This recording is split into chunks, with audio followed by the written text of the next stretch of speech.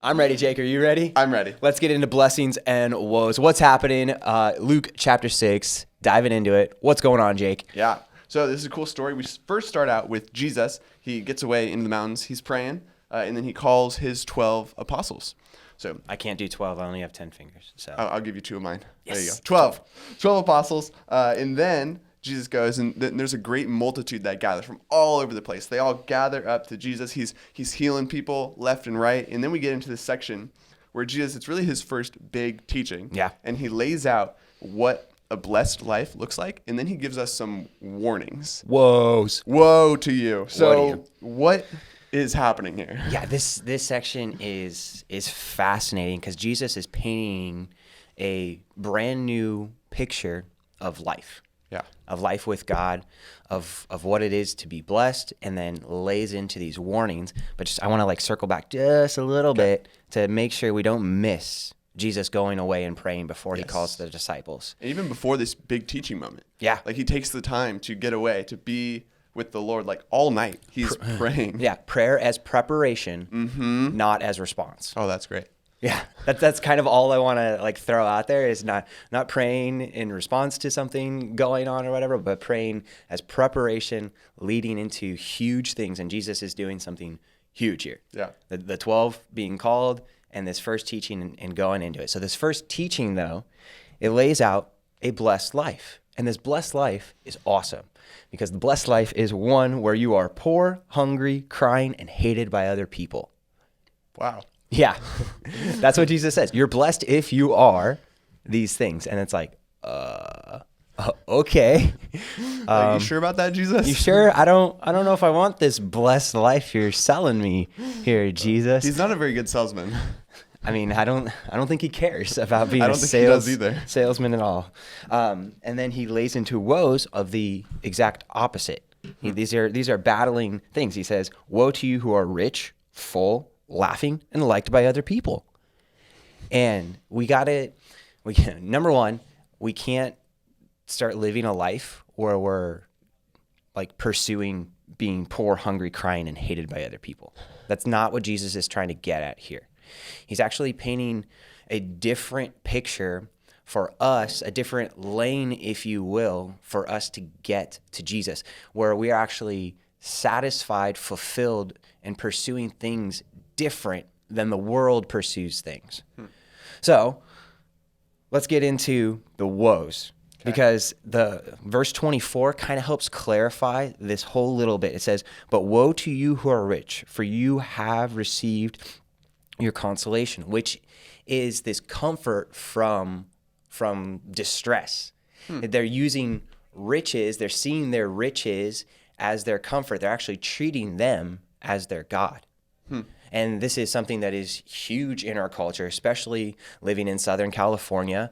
Money is comfort. Money is security. Money is this thing. And it could have been really tempting to think that, hey, because I have money, because I have all this stuff, I am blessed by God. Yeah. God must like me more than you because he gave me a private jet and not you. I mean, what does it mean to be blessed by God? Yeah. I'm asking Jake. That's a whole topic there. What does it mean to be blessed? Yeah. I mean, clearly here Jesus is laying out that to be blessed by God, it's you can get to God easier. Yeah. God's hey, I've given you almost an easier path to get to me, to be in relationship with me. You're going to have less barriers being in relationship with me. Yeah. To have favor with God, being in relationship with God is the greatest blessing. And if money and being liked by other people and having all these trappings of the world, trappings, it's very much like a Christmas term, all the Christmas trappings or whatever. But if all this material stuff is fulfilling your life, you're not going to hunger for God. And dude, it's so easy to just get consumed by the world. We're in consumer society. You could just numb yourself with the things of this world and feel like you're living a good, awesome life. But I think everybody deep down knows, has a dissatisfaction, even if they have money. You hear about rich people all the time where it's nothing ever satisfies. They're always going after more and it's never fully fulfilling.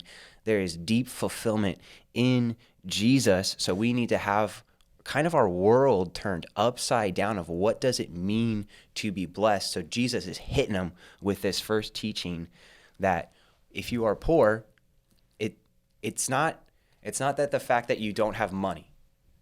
It's the fact that there is something that's no longer in your way that's helping you see Jesus even clearer.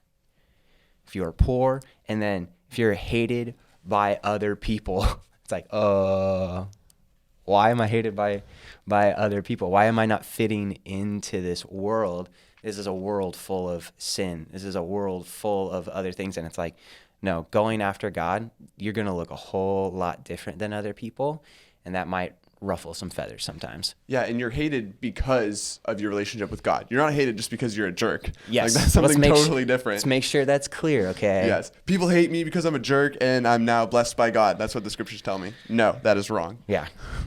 But I love that idea that you're pulling out that like when we have money and food and all this stuff, like we don't, like it seems like we don't really need God. It's like, oh, why would I need God? Like I'm hungry, I go to buy food. I need something, I go take care of it. I run out of money, I go get another job. Like we have all this stuff that we can turn to. Yeah. And so we almost. But we're spiritually bankrupt. Yes. That's a great term. Yeah. Our bank account is full, but our spiritual account is negative. We're in the red. You're in debt. Yeah, exactly. We're in debt, and Jesus is the only one that can pay it. Oh. All right, that was terrible. Whatever, man. Christian funny, okay? Leave me alone. Yikes. All right, big takeaway, dude. What do we got? What are you feeling from this? Dude, I think just the warning to not lean on stuff that I have. Yeah.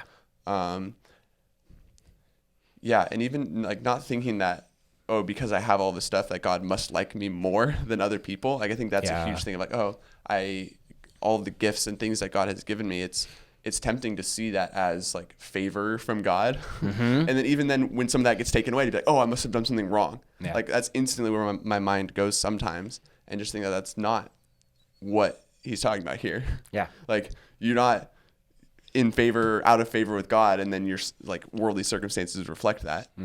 It's like, no. Yeah, and for me, it's putting the weight of things in the proper places, and even one specifically is putting the weight of being liked by other people.